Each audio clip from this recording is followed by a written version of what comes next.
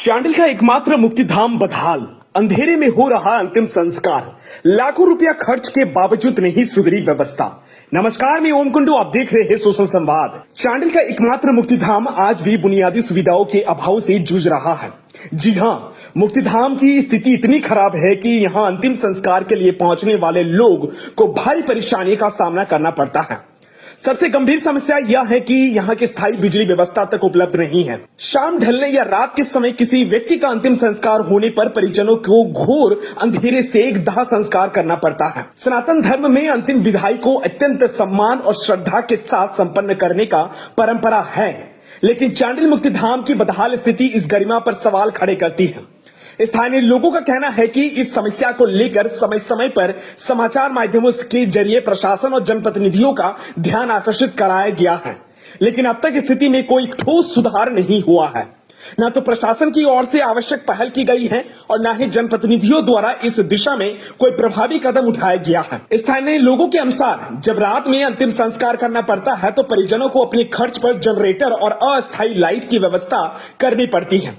आर्थिक रूप से कमजोर परिवारों के लिए यह अतिरिक्त बोझ बन जाता है। लोगों का कहना है कि मुक्तिधाम जैसी आवश्यक सार्वजनिक जगह पर बिजली, प्रकाश, पानी और सुरक्षा जैसी मूलभूत सुविधाएं उपलब्ध कराना प्रशासन की जिम्मेदारी है। ग्रामीणों और स्थानीय नागरिकों ने यह भी आरोप लगाया है कि शाम होते ही मुक्तिधाम परिसर नशेड़ियों का अड्डा बन जाता है।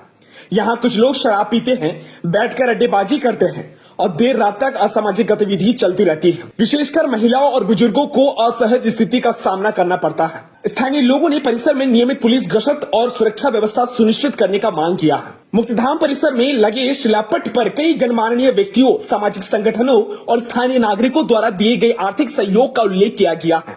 शिलापट के अनुसार श्री श्याम सेवा समिति ने सबसे अधिक 2,51,000 का सहयोग प्रदान किया है। इसके अतिरिक्त लगभग 32 लोगों ने भी अपने स्तर से आर्थिक सहायता दी है। कुल मिलाकर 9,22,600 की राशि सहयोग स्वरूप प्राप्त होने का उल्लेख है। इसके बावजूद मुक्तिधाम की वर्तमान स्थिति जस के तस बनी हुई है, जिससे स्थानीय लोगों में नाराजगी है। स्थानीय नागरिकों ने प्रशासन और जनप्रतिनिधियों से मांग की है कि चांडिल मुक्तिधाम में स्थायी बिजली, हाई मास्ट लाइट, पेयजल, साफ सफाई, बैठने की व्यवस्था, सुरक्षा एवं नियमित रखरखाव जैसी बुनियादी सुविधाएं शीघ्र उपलब्ध कराई जाए, ताकि लोगों को अपने परिजनों को अंतिम विदाई के समय किसी प्रकार की कठिनाई का सामना न करना पड़े। इस वक्त हम आपकी मौजूदगी है चांडिल मुक्तिधाम में, और जिस तरीके से चांडिल मुक्तिधाम की जो स्थिति है, इतनी बदहाल स्थिति है, इस पर आपका क्या कहना है? अभी वर्तमान में चांडिल शमशान घाट जो हमारे हिंदू सनातन धर्म के लिए ये अंतिम पड़ाव है, ठीक है।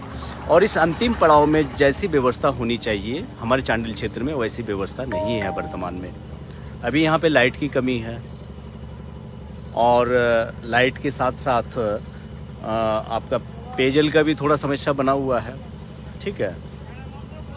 वर्तमान में इस चीज़ को हमारे लोकल प्रशासन हो या फिर जनप्रतिनिधि हो, इस चीज़ में संज्ञान लेके इस शमशान घाट के लिए कुछ